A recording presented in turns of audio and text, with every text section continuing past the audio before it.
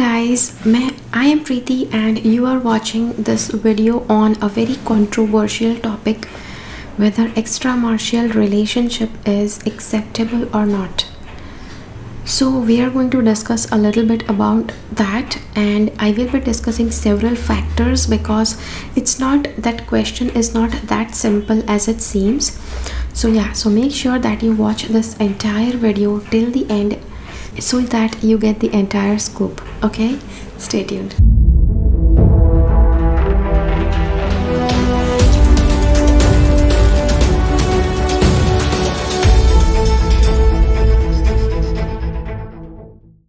Okay, so because I do tarot readings, angel card readings, numerology readings, I get this question a lot.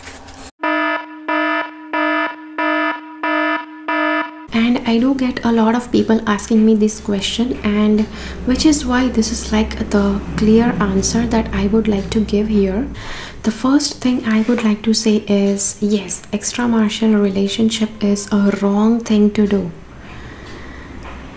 Okay, and I know that a lot of people are going to be disappointed with my answer, so let me tell you a little bit more into this. Okay, so first of all, the thing is that get married to a person in whom you are in love with. So marry that person who you really love with all your heart.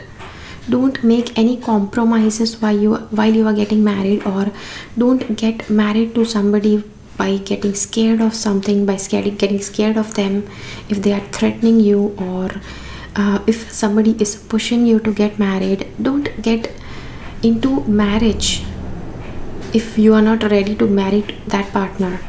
Okay, and just in case if somebody threatened you, somebody pushed you, and somebody forced you to get married, and then later on, a few years after marriage, you actually found the real person you were in love with, which is why you started dating them. See, first of all, if you don't love anybody, and then if you marry somebody you don't love just because society was pushing you, people were pushing you, your family was pushing you, somebody was threatening you, and so you just gave in, that is your problem. You should not have given in. You should not have let those ends loose. First of all, marriage is based on love, and if you don't love your partner, don't get married to that partner.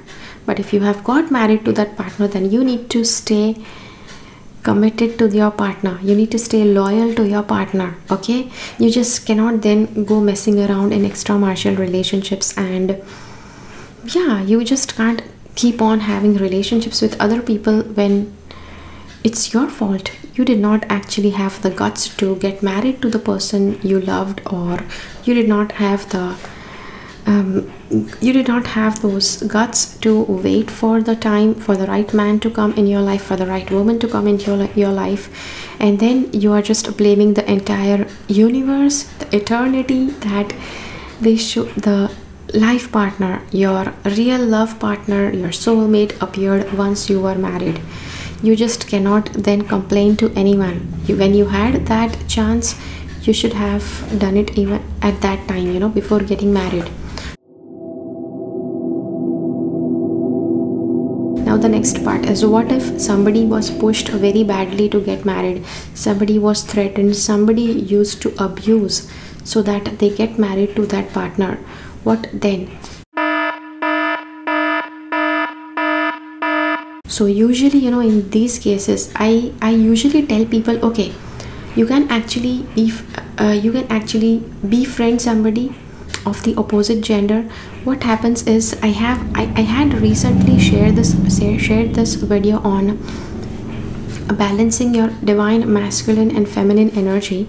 So if your partner is somebody who pulls you down, is not a good partner, is abusing you, in that case, if you have a friend of the opposite sex, and if both of you are really good friends, then whatever your partner is pulling down, your friend can actually help you to balance out those energies. So I do permit that, okay, because friendship is not bad. Friendship with the opposite sex, nothing is wrong with that. Now there is one more interesting thing. I do get this comment like a lot of times. People tell, okay, but What is wrong in loving multiple partners? What is wrong in having multiple partners in your life? Even Lord Krishna, he had like 16,000 wives, 16,000 plus wives, and people considered him God. And how is it that an ordinary man cannot even have two relationships, or ordinary woman cannot have more than one partner? Why is it that?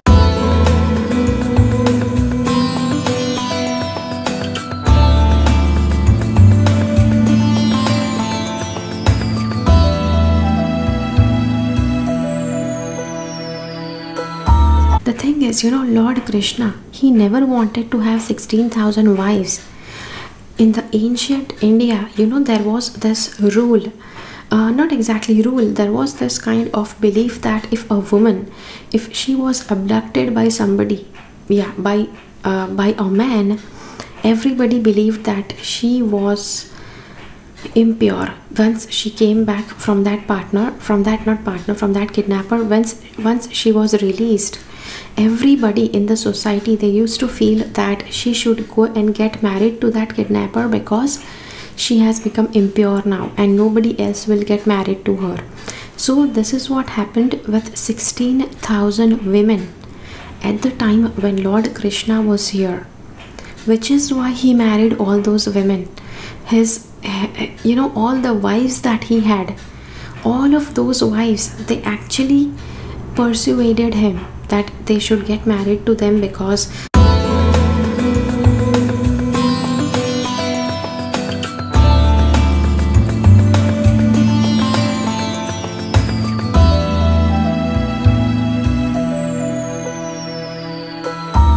those requests to Lord Krishna that he should marry them.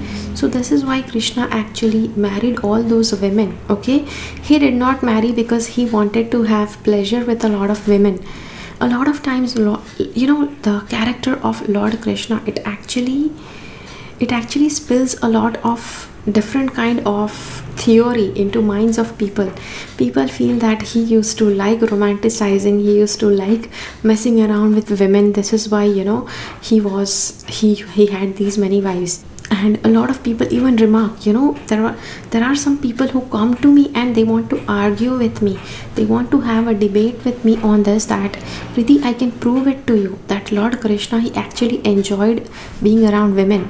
See, his stories in childhood, when he was a kid, he had a whole bunch of girls around him, and all those girls, he used to love to tease them. He used to like to poke mischief with them, and he used to like to be a menace to all of them. So that is there. But all of that he did with the innocence of a child. A 20-year-old, a 15-year-old person, and a 7-year-old kid, both of these are going to have different levels of innocence.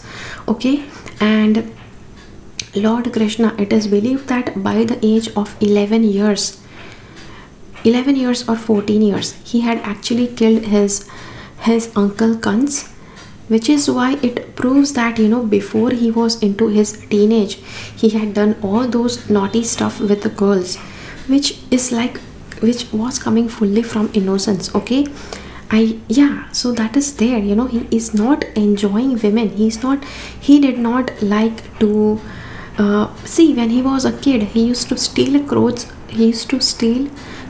of girls when they were bathing, when they were having bath at the river. He used to steal their clothes, but he was a little child at that time. He was not a mature man like 25 or 30-year-old man stealing clothes of women. He was a boy and he was stealing clothes of girls. And he did not have any other intentions. What he had intentions, he had the intentions of mischief, that he wanted to make those girls stuck, that they should not be able to come out of the river. That was the reason why he did that. He did not steal the clothes for some wicked intentions in his mind. Okay, so this is the video about whether you should have whether extramarital relationship is right or wrong. I feel that if your partner is good, if your spouse is a good person, is a good person at heart, it usually is necessary that you try to understand your partner. And in any circumstances, if you were just married to this kind any person, and see, marriage is not about marrying the perfect person, it's about marrying the exact self that you are. And this is where people get bothered the most. They don't like seeing their own self in their partner, which bugs them the most, which is why they start getting attracted towards the other partner. But you know, this is the real learning of marriage. When you are in a wedded bliss, I know it's not bliss, but it can actually become bliss if you try to learn, if you try to improve yourself at every step. When both people they come together, both are going to reflect each other's negative qualities.